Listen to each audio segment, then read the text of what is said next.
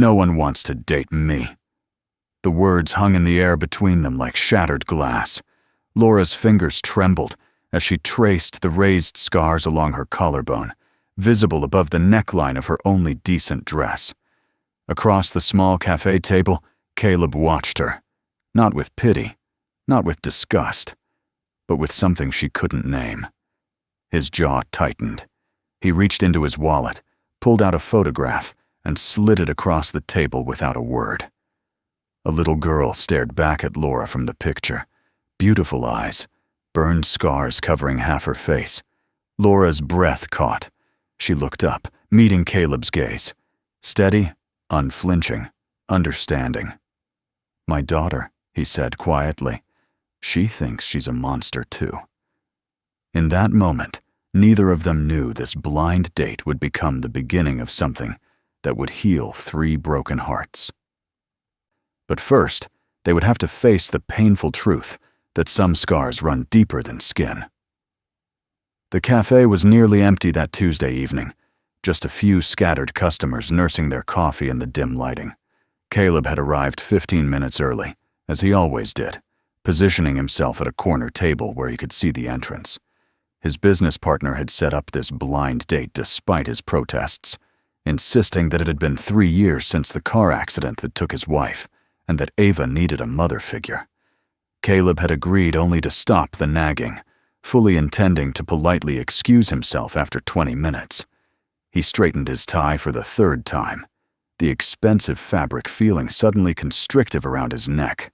The investment firm he had built from nothing had made him wealthy beyond measure. But money could not fill the hollow space his wife had left behind. More importantly, it could not erase the pain in his daughter's eyes every time she looked in the mirror at the scars from the house fire that had burned her when she was just 3 years old. Laura pushed through the cafe door at exactly 6 o'clock, her heart hammering against her ribs.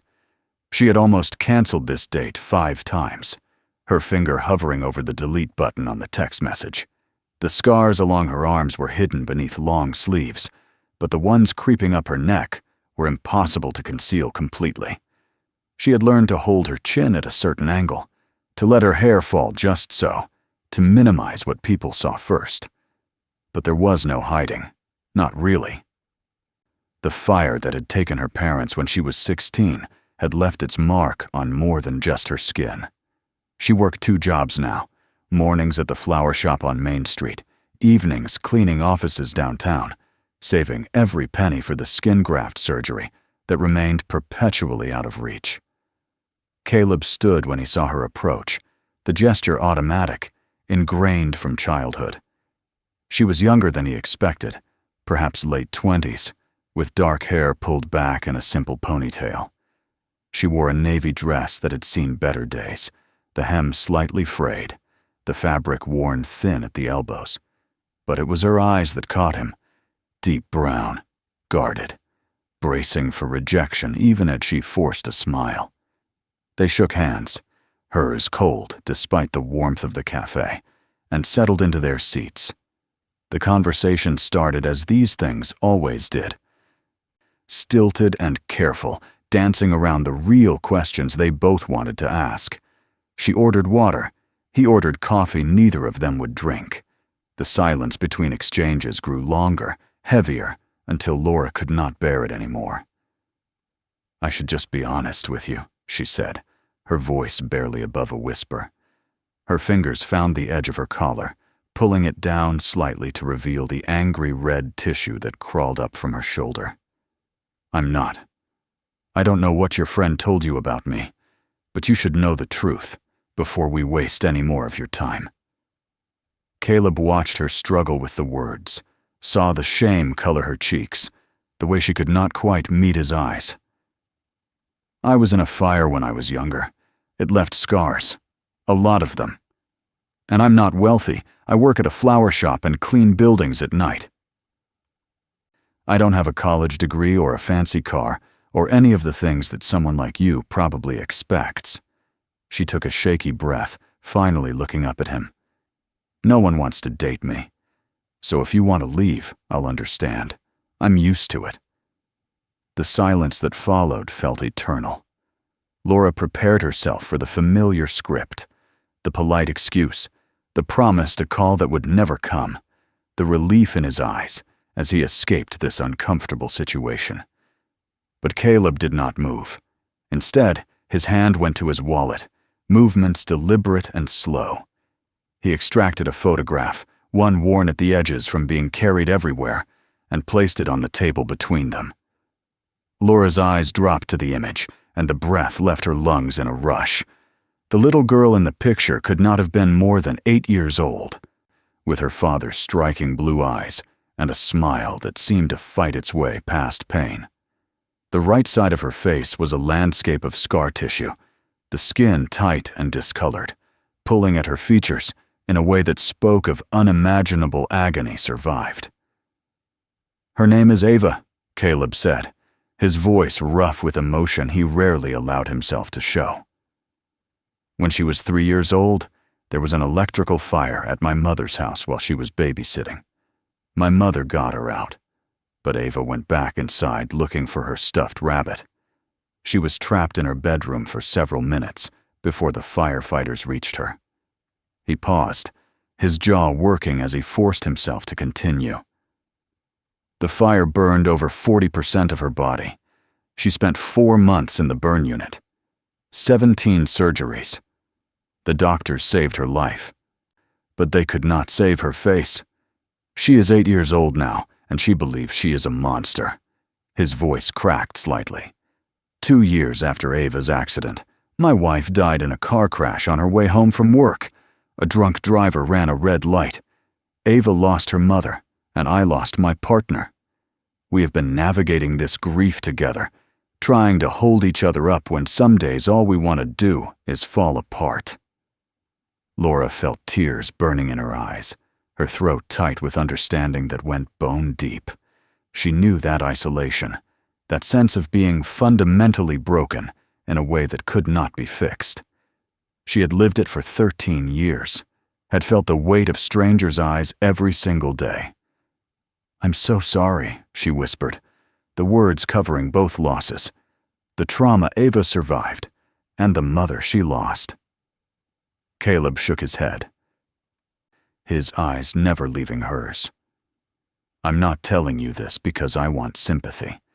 I'm telling you because when you said no one wants to date you, I understood exactly what you meant. I have not dated since my wife died, not because I am still consumed by grief, though I will always carry the loss of her, but because I feel selfish even considering it. Ava has been through so much. First the fire when she was barely old enough to remember life before the scars, then losing her mother 2 years later. Every woman I have met looks at Ava and sees a problem to be solved or an obstacle to work around. They see her scars and they flinch. They try to hide it, but I can see it in their eyes. And I cannot, I will not, bring someone into her life who will make her feel more broken than she already does." He leaned forward, his voice dropping to something almost fierce. "But you do not flinch from your own scars. You wear them like you have earned the right to be here, in this world, taking up space despite everything that tried to burn you away. That is not weakness. That is the strongest thing I have ever seen." Laura's hand moved unconsciously to her neck, touching the raised tissue there, with a gentleness she had never quite managed before. No one had ever called her scars strength. No one had ever looked at them as anything other than damage. "My daughter needs to see that," Caleb continued. "She needs to know that scars do not make you a monster. They make you a survivor. And I do not know if this blind date is going to turn into anything more than coffee, but I want you to know that you are beautiful because you lived, because you fought, because you are still here." The tears fell then, hot and fast, and Laura did not try to stop them. She had armored herself for rejection, had prepared for disgust or pity or polite disinterest. She had not prepared for this, for someone who looked at her and saw not what was broken, but what had refused to break. They sat in that cafe for 3 more hours, long past when the staff wanted to close, talking about loss and survival and the particular cruelty of being young and marked by tragedy. Caleb told her about Ava's nightmares, about the way she had stopped laughing for an entire year after the accident. Laura told him about the group home where she had finished high school, about working her way through community college. One class at a time before money ran out. About the strange loneliness of being surrounded by people who could never quite meet your eyes. When they finally left, Caleb walked her to the bus stop, despite her protests that it was not necessary. The November air was cold, their breath forming clouds between them, and he shrugged off his coat to drape it over her shoulders, without asking permission. "I would like to see you again," he said, as the bus rounded the corner. "Not because I feel sorry for you, or because I think you can fix my daughter, but because talking to you tonight was the first time in 3 years that I felt like someone understood." Laura pulled his coat tighter around herself, breathing in the scent of expensive cologne, and something underneath that was just him. "I would like that too," she whispered. "But I need you to understand something. I am not going to pretend to be someone I am not. I cannot afford nice restaurants or fancy clothes, and I come with baggage, a lot of it." Caleb smiled, a real smile that reached his eyes and made him look younger, less burdened. "Good," he said simply, "because so do I, and Ava definitely does. Maybe we can all carry it together." The bus doors hissed open, but Laura hesitated on the first step, looking back at this man who had somehow seen past her scars in a single evening. "Your daughter," she said softly.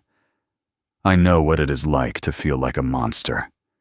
And I know what it took for me to stop believing that. If you think it might help, I would be willing to talk to her. Not as someone trying to be her mother or fix her, just as someone who understands." Caleb's expression shifted into something that looked almost like hope. Fragile and tentative and terrifying in its vulnerability. "I think she would like that," he said, "when you are ready." The bus driver cleared his throat impatiently, and Laura climbed aboard, Caleb's coat still wrapped around her shoulders like a promise. She found a seat by the window and watched him stand there on the sidewalk, hands in his pockets, until the bus turned the corner and he disappeared from view. She knew she should feel afraid.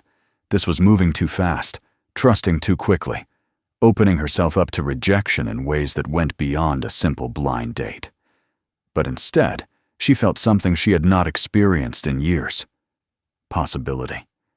The idea that maybe, just maybe, her scars did not have to be the end of her story, that maybe they could be the beginning of something else entirely. She touched the photograph Caleb had slipped into the coat pocket, Ava's brave smile looking up at her from the glossy paper, and made a silent promise to this child she had never met. "I will not let you believe you are a monster, because if you are, then so am I, and we cannot both be wrong." The week that followed felt strange and dreamlike. Caleb texted her every morning, nothing elaborate, just simple messages, asking how she slept or wishing her a good day at work.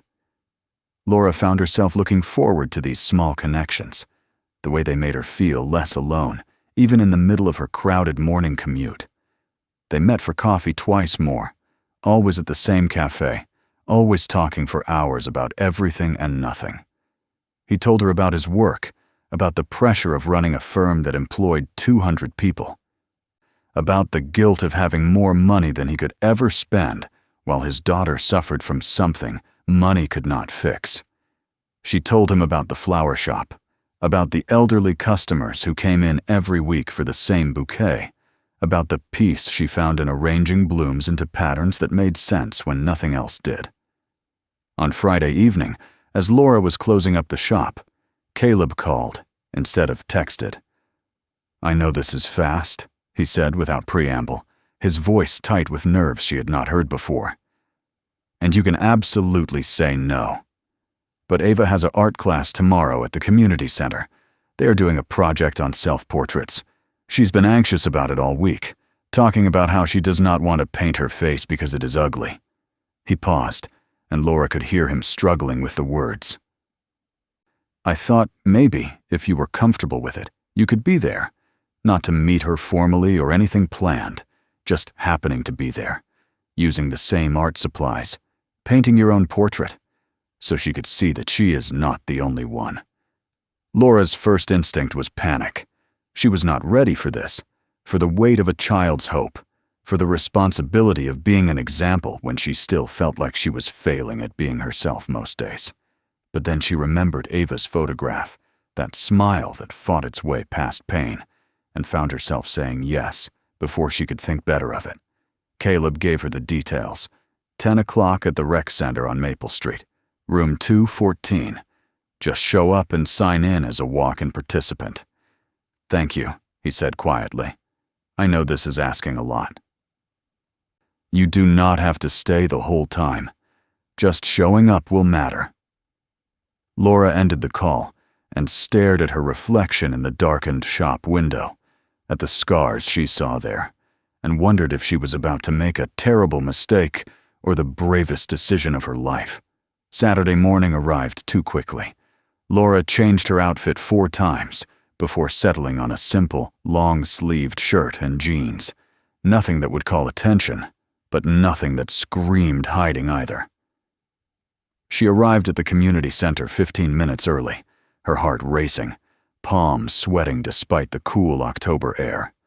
The art room was already filling with children and their parents when she signed in, explaining to the instructor that she was just there to participate as an adult learner.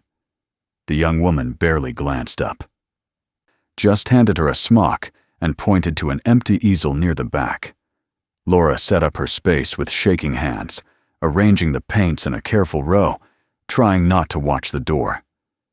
When Caleb and Ava walked in, Laura's first thought was that the photograph had not done the child justice.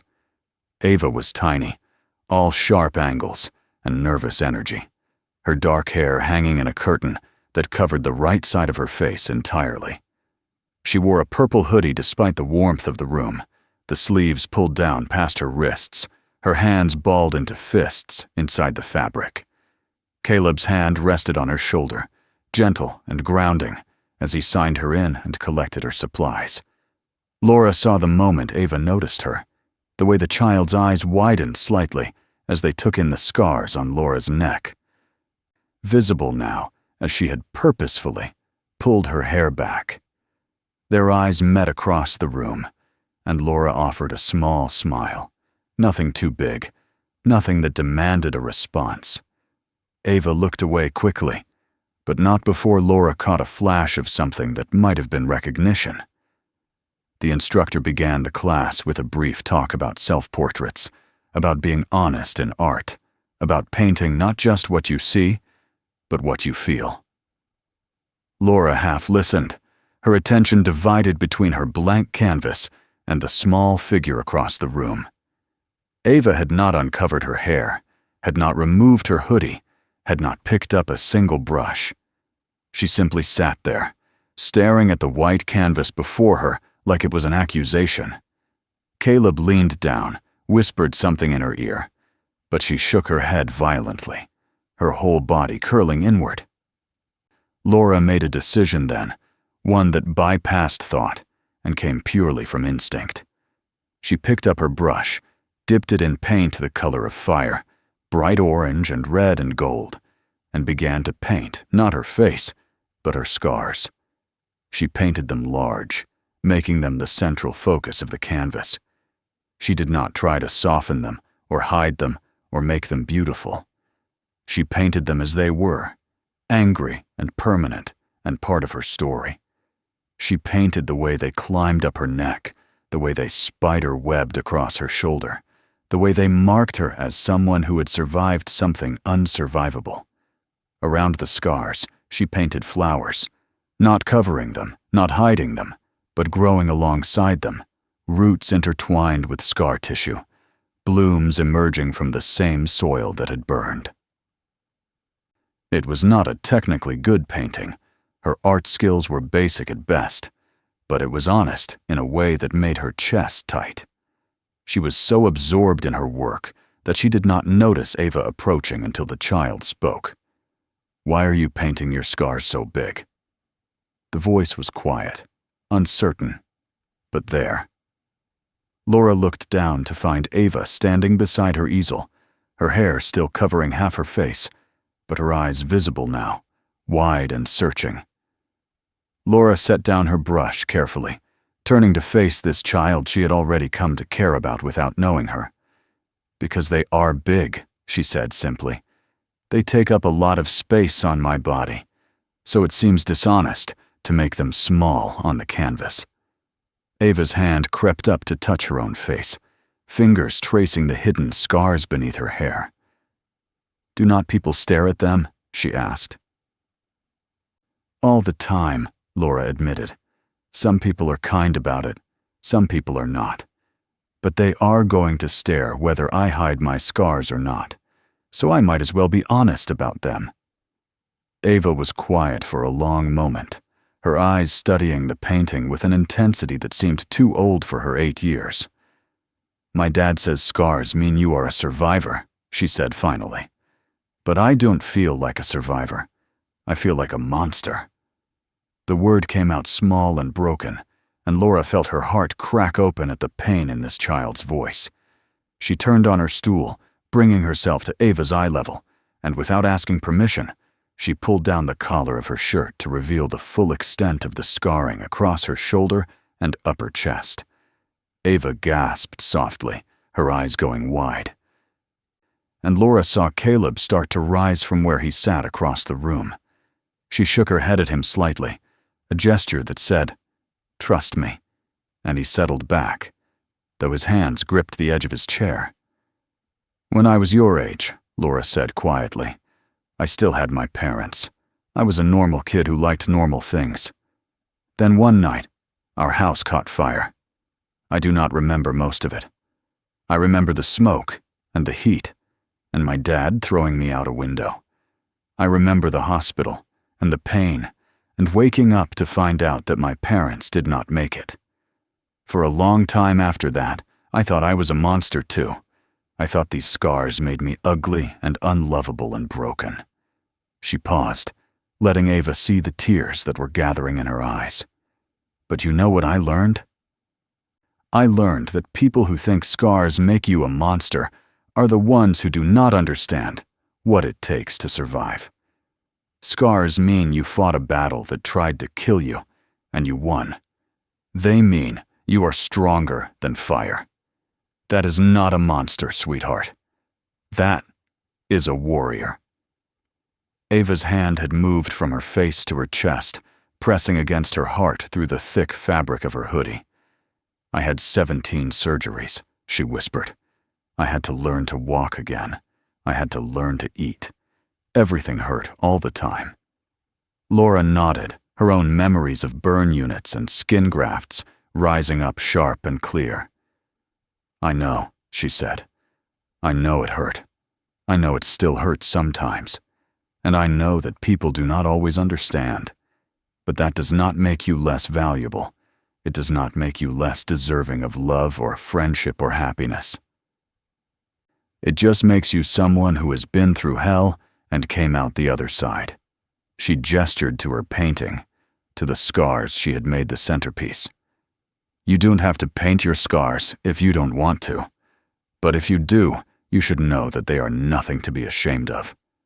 Ava looked at the painting for a long moment, then back at Laura's face, her eyes tracing the scars there with something that looked like understanding. "Can I sit here?" she asked quietly. "While I paint?" Laura's throat was too tight to speak, so she just nodded, scooting her stool over to make room. Ava retrieved her canvas and paints, setting up beside Laura with careful deliberation. For several minutes, she just sat there, brush in hand, staring at the blank white surface. Then, slowly, tentatively, She reached up and pushed her hair back from her face. The scars there were extensive, pulling at her eye and mouth, the skin grafts creating a patchwork of colors and textures. Laura did not react, did not stare or flinch or offer empty reassurances. She just continued painting her flowers, adding details to the petals, finding beauty in the way they grew from burned ground. Ava picked up her brush and began to paint. At first, Laura thought she was painting her face as it had been before, smooth and unmarked and free from pain. But as the image took shape, she realized Ava was painting her scars too. She was painting them honestly, not hiding them or minimizing them, but not making them the only thing either. She painted her blue eyes, bright and alive. She painted her smile, crooked now, but genuine. She painted the scars, yes, but she also painted the light in her expression, the strength in the set of her jaw, the defiance that said, "I am still here." It was not a perfect painting. She was only 8 after all. But it was brave in a way that made Laura's chest ache with pride for this child she barely knew. They painted in comfortable silence for the rest of the class, occasionally sharing brushes or comparing colors, but mostly just existing beside each other in a space that required no explanation or apology. When the instructor called time, Ava held up her painting, really looked at it for the first time, and something shifted in her expression. "I do not look like a monster," she said, more to herself than to Laura. "I look like me." Laura felt tears streaming down her face, and she did not bother to wipe them away. "You look exactly like who you are supposed to be," she said firmly. "You look like someone who survived, someone strong and brave and beautiful." Ava turned to her then, this tiny warrior child, and said something that would stay with Laura for the rest of her life. "Are we friends now? Can you be my friend, who understands?" Laura looked across the room at Caleb, who was watching them with an expression of such raw hope and gratitude that it was almost painful to witness. She looked back at Ava, at this child who had somehow found the courage to face her fears on a canvas, and felt something settle in her chest, something that felt like purpose, like belonging, like home. "Yes," she said softly, reaching out to squeeze Ava's paint-stained hand. "I can be your friend who understands. I would like that very much."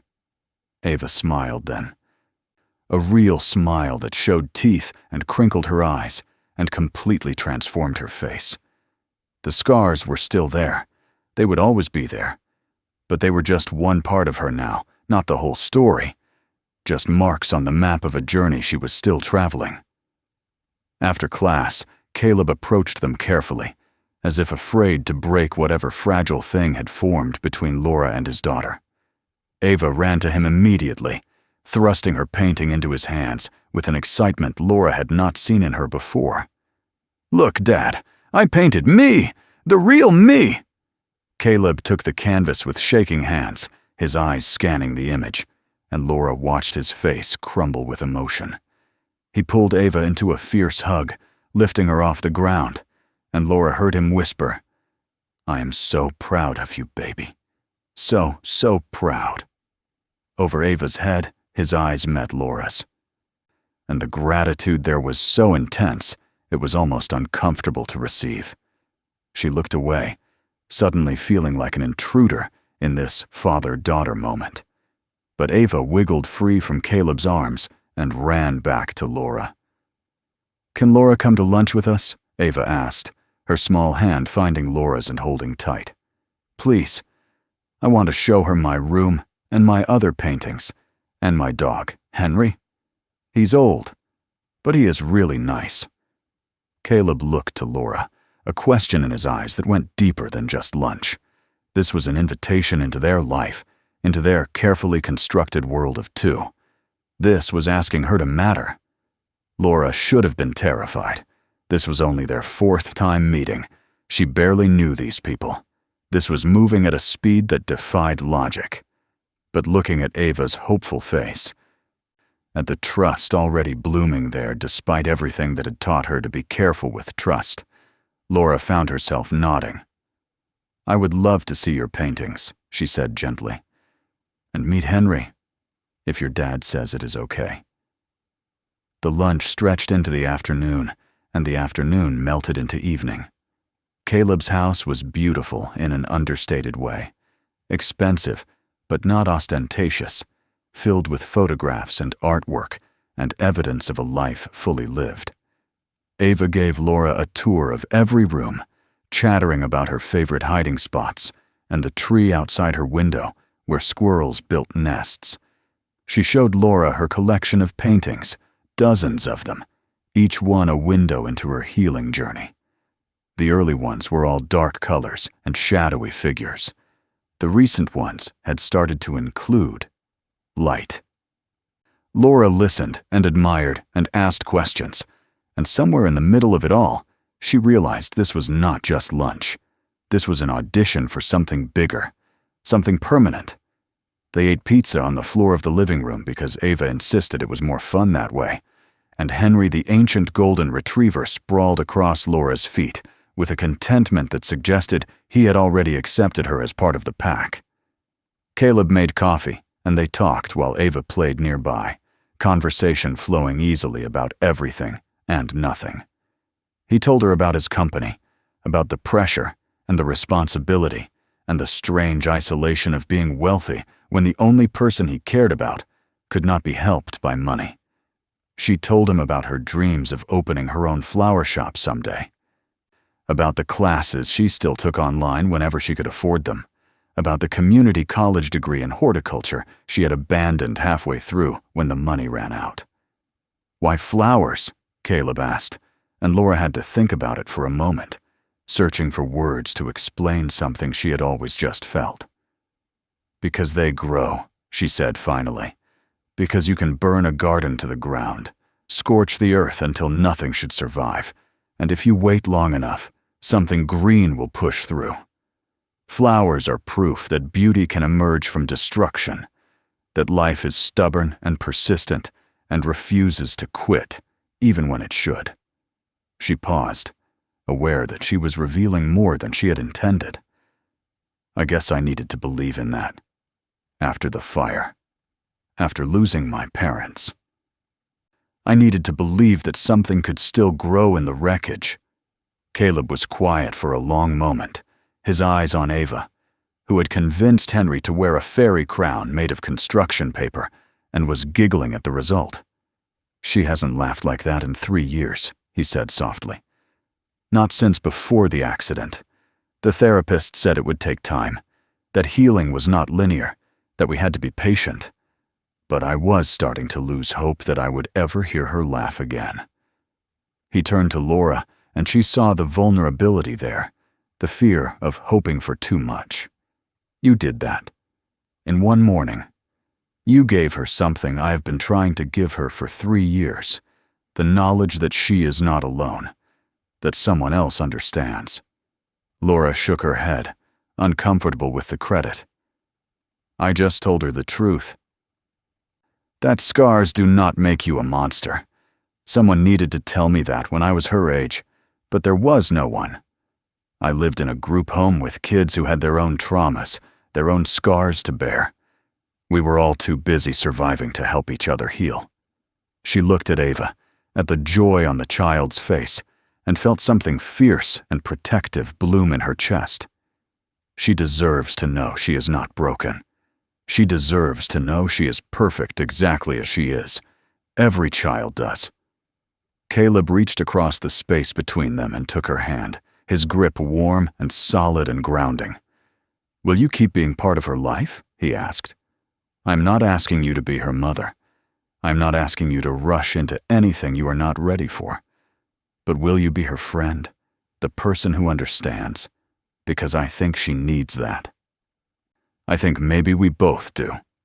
The honest answer was that Laura was terrified. She was terrified of mattering this much to people she barely knew. She was terrified of disappointing them, of not being enough, of having them realize she was just as broken as she felt most days. But she was also tired of being afraid, tired of letting fear dictate her choices, tired of believing that her scars made her unworthy of love and connection and belonging. "Yes," she said, the word coming out stronger than she felt. "I will be part of her life, part of both your lives, if you will have me." Caleb's smile was like sunrise, warm and bright and full of promise. "We will have you," he said simply, "for as long as you are willing to stay." The weeks that followed fell into an unexpected rhythm. Laura started spending Saturdays with Ava, just the two of them, while Caleb caught up on work he could not finish during the week. They went to museums and parks. They painted and drew and created worlds where scars were just one feature among many. Laura taught Ava about flowers, about the language of blooms, about how different plants survived different conditions. Ava taught Laura about courage, about facing fear even when your hands were shaking, about choosing joy even when sadness felt safer. They became a unit, the scarred woman and the scarred child, two survivors learning together that survival was only the first step. Healing was the journey that came after. Caleb and Laura's relationship deepened too, though more slowly, more carefully. They went on real dates now, dinners and movies and long walks through the city at night when the crowds had thinned. He learned that she loved classical music but had never been able to afford concert tickets. She learned that he played piano but had not touched the instrument since his wife died. He bought her tickets to the symphony, and she cried through the whole performance. She asked him to play something, anything, and he sat at the dusty piano in his living room and played a melody that was equal parts grief and hope. They were learning each other, piece by piece, scar by scar, building something that felt solid even though it was still so new. But it was not always easy. 3 months into their relationship, Ava had a nightmare so severe that Caleb called Laura at 2 a.m, his voice ragged with exhaustion and fear. Laura arrived to find Ava inconsolable, screaming about fire and smoke and not being able to breathe, then crying for her mother, who would never come back.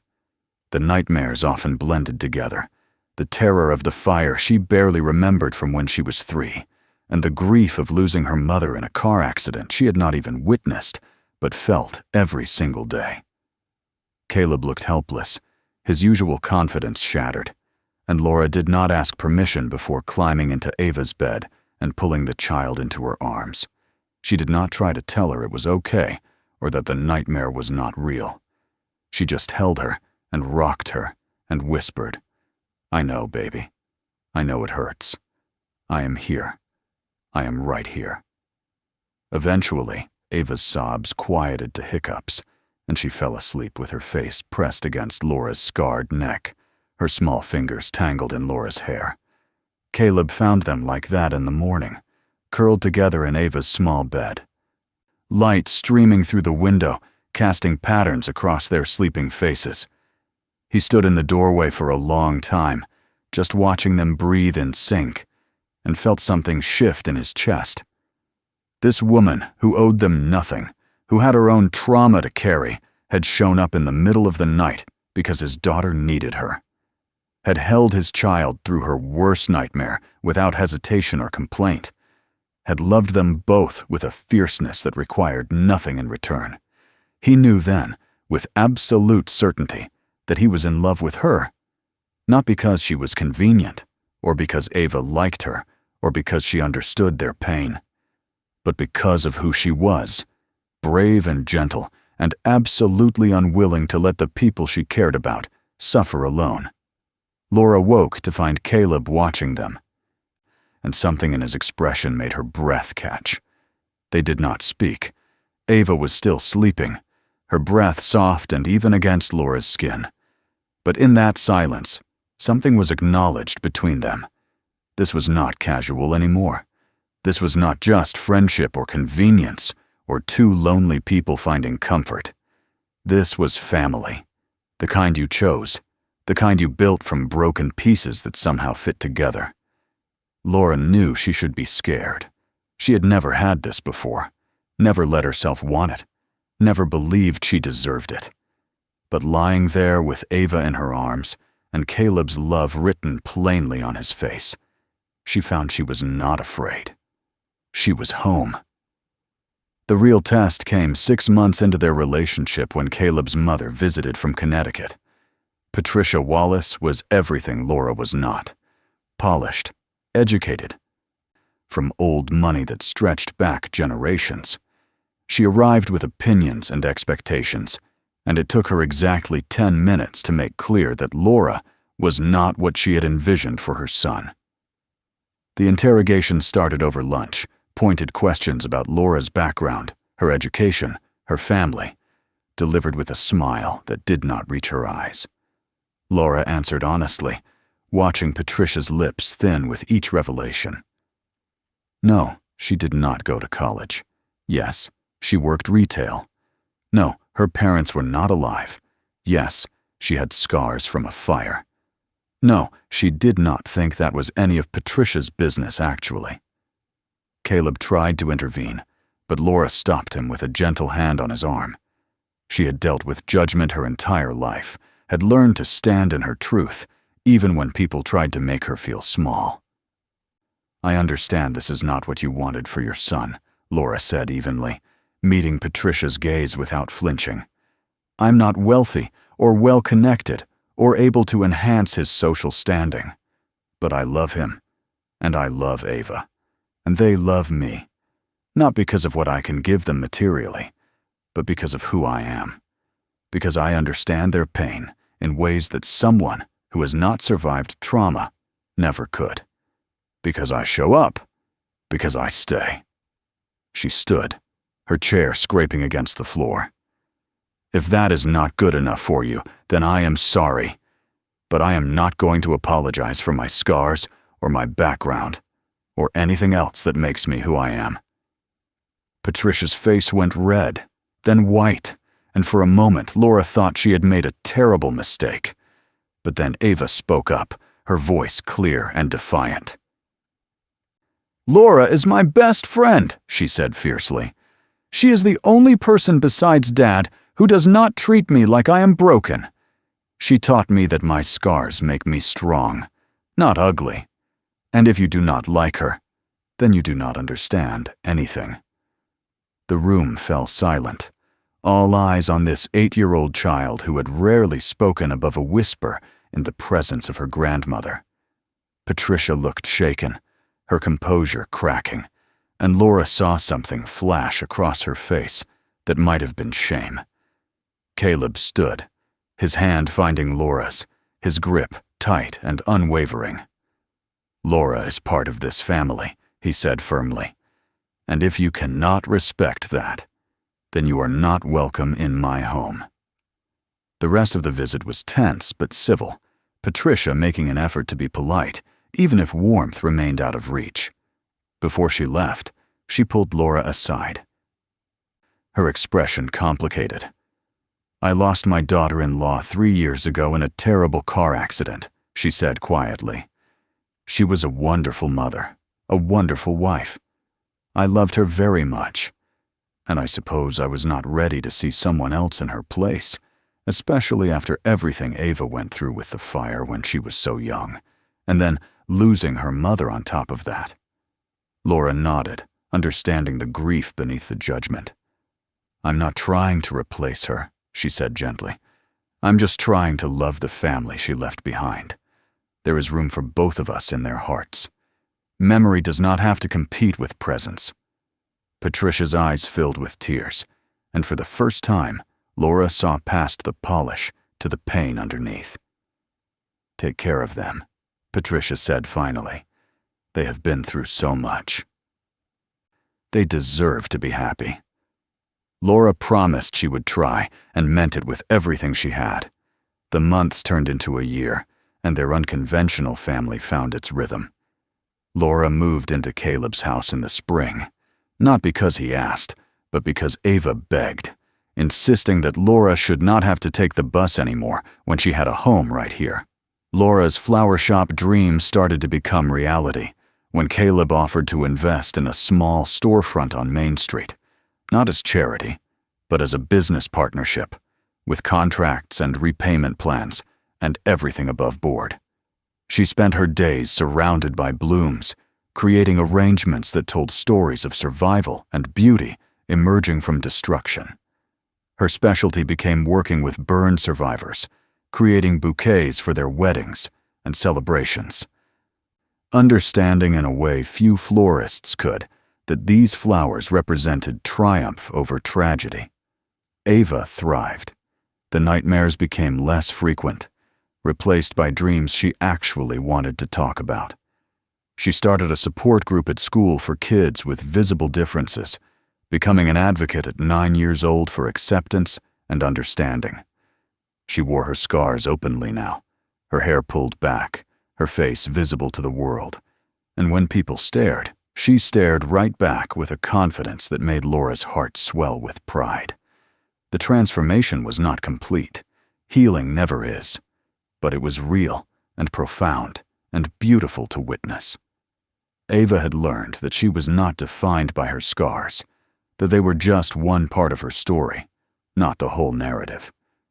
On the anniversary of the blind date that had started everything, Caleb took Laura back to the same cafe where they had first met, the same corner table, the same fading light, the same sense of possibility hanging in the air. But this time, when he reached into his pocket, it was not a photograph he pulled out. It was a small velvet box, the kind that held promises and futures and forevers. Laura's hands flew to her mouth, tears already streaming down her face before he even opened it. "I've been thinking about what to say," Caleb started, his voice shaking slightly. "I've written a dozen different speeches, practiced in front of the mirror, asked Ava for advice. But in the end, it all comes down to something very simple." He opened the box, revealing a ring that was beautiful in its simplicity, a single diamond, set in a band engraved with flowers. "You saved my daughter's life," Caleb said. Not literally, not in the way doctors did when they pulled her from that burning room when she was 3, but in the way that matters most.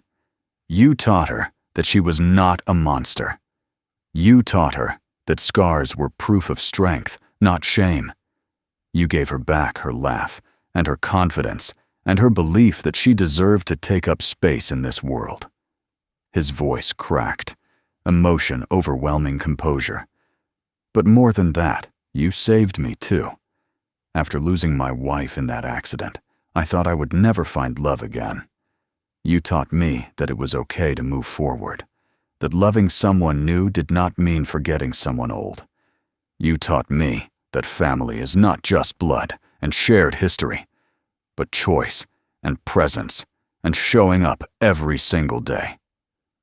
Laura was crying too hard to speak, her hand still pressed against her mouth, her whole body shaking with the weight of this moment. Caleb continued, his own tears falling freely now. "I love you, Laura. I love your strength and your kindness and your absolute refusal to let anyone make you feel less than you are. I love the way you love my daughter, the way you show up in the middle of the night, the way you hold space for pain without trying to fix it. I love your scars because they are part of your story, and your story is the most beautiful thing I have ever heard." He took the ring from the box, holding it up between them. "Will you marry me? Will you officially become part of this family that already cannot imagine life without you? Will you let me spend the rest of my life showing you how worthy you are of love?" The answer was yes before he even finished asking. Yes to the ring and the promise and the future they would build together. Yes to the family they had created from broken pieces. Yes to the love that had found her when she had stopped believing love was possible. Caleb slipped the ring on her finger, and it fit perfectly, as if it had always been meant to be there. They kissed, right there in the cafe, where a year ago she had said, "No one wants to date me," and believed it with her whole heart. How wrong she had been. How beautifully, impossibly wrong. She had been wanted all along. She had just needed to find the people who could see past the scars to the warrior underneath. The wedding took place 9 months later at the hospital, where Ava had spent 4 months recovering from her burns. It was unconventional, certainly, but it made perfect sense to those who understood their story. They were married in the garden the hospital had built for burn survivors, surrounded by flowers Laura had planted herself, with Ava as the flower girl, wearing a dress that showed her scars with pride. The ceremony was small, just close friends and family who had supported them through the journey, but it was perfect in its intimacy. Laura wore a dress with a high neckline that covered some of her scars, but not all, because she had learned that hiding was not the same as healing. Caleb wore his heart on his face, love and pride and gratitude shining from every glance he gave his bride. The vows they exchanged were simple, but profound. Caleb promised to see her, always, to never let her forget her worth, to stand beside her through whatever came next. Laura promised to love his daughter as her own, to build a life that honored the past while embracing the future, to never stop fighting for the family they had become. Ava, standing beside them as a witness, added her own vow, that she would remember what Laura had taught her, that scars were not weakness, and that she would help other kids learn the same lesson. There was not a dry eye in the garden, staff members who remembered Ava from her long stay wiping tears as they watched this child who had suffered so much stand tall and proud and utterly unashamed. The reception was held in the hospital cafeteria, another unconventional choice that made perfect sense to them. They ate cake and danced to music played on a Bluetooth speaker, and Laura spent most of the evening on the burn unit, visiting with current patients and their families. She showed them her scars, told them her story, promised them that life went on after trauma, that beauty could emerge from ashes. She gave them hope, the same hope someone had given her that day at the community center when she showed Ava that scars were not the end of the story. The nurses told her later that several families cried after she left, but they were tears of relief, of possibility, of believing for the first time that maybe their children could have normal lives after all. As the evening wound down, Laura found herself in the hospital garden with Caleb and Ava, the three of them sitting on a bench watching the sun set over the city. Ava was nestled between them, her head on Laura's shoulder, fighting sleep but refusing to go inside. "This is where I learned to walk again," Ava said drowsily, pointing to the path that wound through the flowers. "After all the surgeries from the fire, I was only 3, so I do not remember much. But Dad says I was here for months. The therapist would make me walk from one end to the other every day. I hated it." She looked up at Laura, her blue eyes serious despite her exhaustion. "But if I had not walked that path, I would not have gotten strong enough to leave. And if I had not left, I would not have grown up. And if I hadn't grown up, I never would have met you." Laura kissed the top of her head, breathing in the scent of the flowers woven into her hair. "I think we were always going to meet," she said softly. "Somehow, some way. The universe has a way of bringing together people who need each other." Caleb's arm came around both of them, pulling them close, and they sat like that as darkness fell and stars began to appear overhead. 3 people who had been broken in different ways, who had survived fires that should have destroyed them, who had found each other against all odds. They had built a family, not from perfection, but from scars, from understanding, from the stubborn refusal to believe that damage was permanent. They had learned together that healing was possible, that love could grow in burned ground, that the end of one story could be the beginning of another. And sitting there in the garden, surrounded by flowers that had bloomed against impossible odds, they knew they were exactly where they were meant to be. Scarred, but whole. Broken, but healing. Together. Finally, blessedly, together. Years later, when people asked Laura about her wedding day, she would smile and tell them about the hospital garden, about the burn unit children who attended, about marrying the man who had seen her scars and called them beautiful. But what she remembered most was that moment on the bench, the three of them wrapped together as day became night. Ava's steady breathing between them, Caleb's hand in hers, and the absolute certainty that this family, this love, this life, was worth every scar she carried. Because scars were not the end of the story. They were proof that you fought battles and survived, that you were stronger than fire, that you were still here, still standing, still capable of love and joy and all the messy, beautiful chaos of being alive. And that, Laura had learned, was the most precious gift of all. Not the absence of scars, but the presence of people who loved you because of them, not despite them, who saw your wounds and recognized their own. Who understood that broken things, when put together with care, could become stronger than they ever were before.